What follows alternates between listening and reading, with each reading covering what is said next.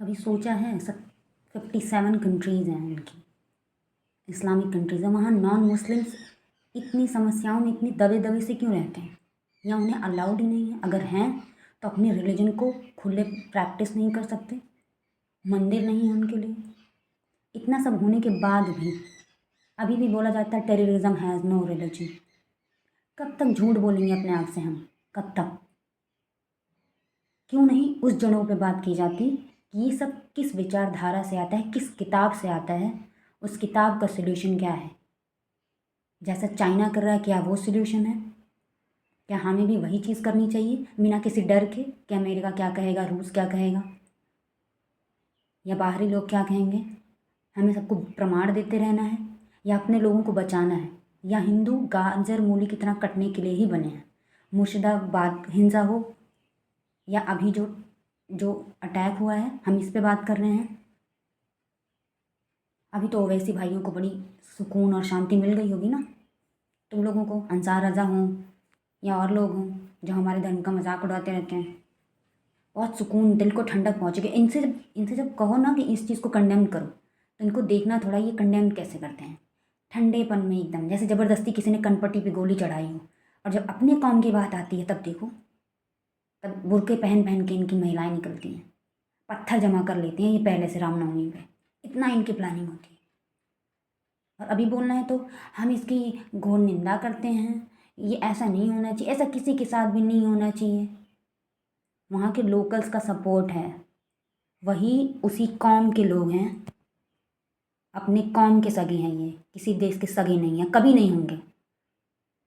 तुम अपना गला काट के रख दो, ये कभी तुम्हारे सगे नहीं हो सकते। अरे ये अपनी बहनों, अपने माँ बाप, अपने किसी लोगों के सगे नहीं हैं, आपके क्या सगे होंगे? इन्हीं को खुश करने के लिए ना वो अखिलेश यादव और ये रामजीलाल सुमन जैसे नेता और ये चंद्रशेखर आज़ाद रावण जैसे गद्दार, ये क्या ये लोग गद्दार नहीं हैं? या कांग्रेसी गद्दार नहीं है? ये सब के सब गद्दार हैं, जो पाकिस्तान में जाके मदद मांगते हैं कि इनकी सरकार गिराओ। जब मोदी की गवर्नमेंट आई थी, चाहे वो मणिशंकर अय्यर हो, कि इनकी गवर्नमेंट निकालो।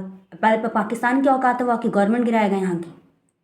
ये तो इन लोगों की इज्जत है पाकिस्तानियों के लिए, और ये इज्जत है इनके अपने देश के लिए, जो राहुल गांधी बाहर जाके कहता है कि election commission of India is not reliable.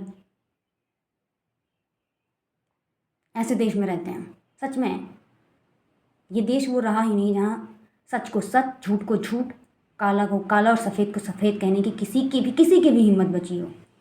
सबको बस सब्सक्राइबर चाहिए, व्यूवर्स चाहिए, सबको बस प्यारा प्यारा अच्छा अच्छा गुडी गुडी बन के रहना है, सच नहीं बोलना किसी को, क्योंकि अपनी रोटी तो चल रही है ना। सच क्यों बोलना है? ये गद्दारी हमारे ही देश के लोगों की है। मुस्लिम अपीजमेंट के नाम पे, वो चाहे मनोजीत मंडल रहा हो, जो बुद्ध करते हैं ना, थोड़ा ये दलितों के लिए भी ये वीडियो है, थोड़ा देखना, यादवों के लिए भी। वो मनोजीत मंडल के बारे में थोड़ा सर्च करना कि कैसे उसने गद्दारी की थी पहले भारत से, और दलितों का वोट किया था पाकिस्तानियों के फेवर में ताकि पाकिस्तान बन सके। और जब गया वहाँ पे तो कुत्ते की तरह दुम दबा के भागते हुए चला है, अपने लोगों को वहीं छोड़ के। यही चंद्रशेखर रावण हों, चाहे रामजीलाल सुमन हो, और चाहे अखिलेश यादव हों, यही तुम्हारे साथ कर रहे हैं। तुम लोग भी कम नहीं हो, तुम लोग भी गद्दारी हो एक तरह से, क्योंकि तुम लोग उस मायावती के भी सगे नहीं हुए। अभी इस लोकसभा चुनाव में मैंने देखा कैसे दलितों ने भर भर के अखिलेश यादव को वोट कराए। तुम उस मायावती को भूल गए जो हिंदू धर्म से लोहा लेती थी हमेशा तुम्हारे लिए। उसने अपने आप को हिंदू होते हुए भी हिंदू धर्म को कितनी गालियाँ दी। तुम उसके सगे नहीं हो, किसी और के सगे क्या होगे? तुम किसी के सगे नहीं हो। और उस अखिलेश यादव उसकी पार्टी को वोट कर रहे हो जिसने मायावती की इज्जत तार तार करने में कोई कसर नहीं छोड़ी थी। वो वाला कांड याद होगा ना, जिस मायावती को बीजेपी के नेता ने, जो ब्राह्मण था, उसने बचाया था। जिस ब्राह्मणों को तुम गालियाँ देते हो, मूसने की बात करते हो। समझ में आया? और बहुत शौक है बुद्ध बनने का, तो थोड़ा उनकी आइडियोलॉजी भी पढ़ लो, अच्छे से पढ़ो। और अम्बेडकर को भी पढ़ो कि उनके विचार मुसलमानों पे क्या थे। अगर एक माँ की औलाद हो तो, एक बाप की औलाद हो तो, माँ का दूध पिया है तो। और याद रखना, हम भूले नहीं हैं। तुमने जिस तरह राजपूतों को गद्दार कहा है ना, हाँ हैं हम, उनकी संतानें हैं, और हमारी हड्डियों में पानी नहीं भरा।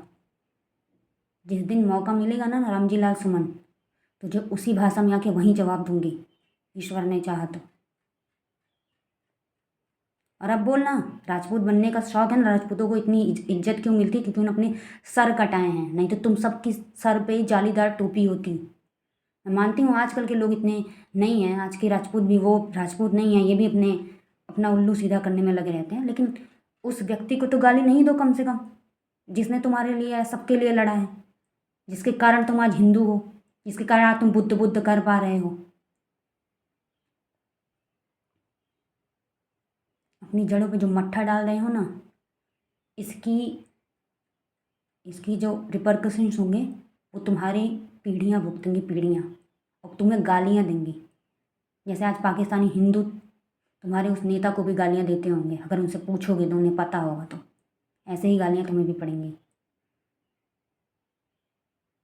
और हिंदू धर्म को पढ़ा किसने है? किसको पता है क्या? अंबेडकर को संस्कृत आती थी क्या? उसने खुद कहा है कि उनको संस्कृत नहीं आती थी, तो कैसे पता उसने कि क्या लिखा है उसमें, क्या नहीं लिखा है, और किस किस कॉन्टेक्स्ट में लिखा है? बस मैकॉले ने जो ट्रांसलेट कर दिया वही पढ़ के भाई साहब ने बोल दिया, रिडल्स ऑफ रामायण कृष्णा लिख दी। अब बुद्ध धर्म में देवयान हीनयान नहीं है क्या? बुद्ध धर्म आया कहाँ से है? किसने बनाया? क्षत्रियों ने ही बनाया है वो धर्म। कोई भी धर्म दलितों ने नहीं बनाया है। महापुरुषों की चोरी करके तुम उनके जैसे नहीं बन जाओगे।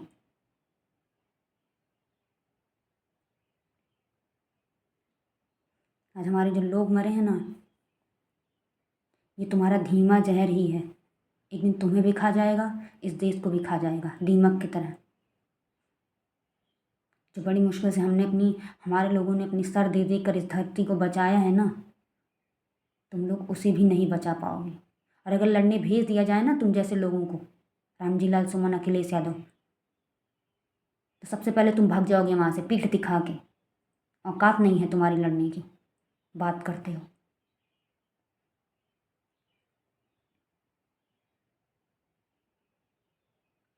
हमारे पूर्वजों ने घास की रोटियां खाई हैं, किसी जानवर को मारा नहीं। क्या उनके पास नहीं थे ऑप्शंस? कभी मांस नहीं खाया हमारे राणा ने, महाराणा प्रताप ने। उनकी बेटी घास की रोटी खाकर मर गई, लेकिन अकबर के सामने उन्होंने अपना सर नहीं झुकाया। उनकी औलादें हैं, गर्व है हमें।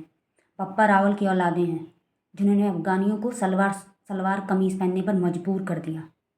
उनकी औलादें हैं, गर्व है हमें। और हम भी याद रखेंगे कैसे तुमने हमारे महापुरुष को, जो हमारे भगवान के बराबर है, उन्हें गाली दी है, उन्हें गद्दार कहा है।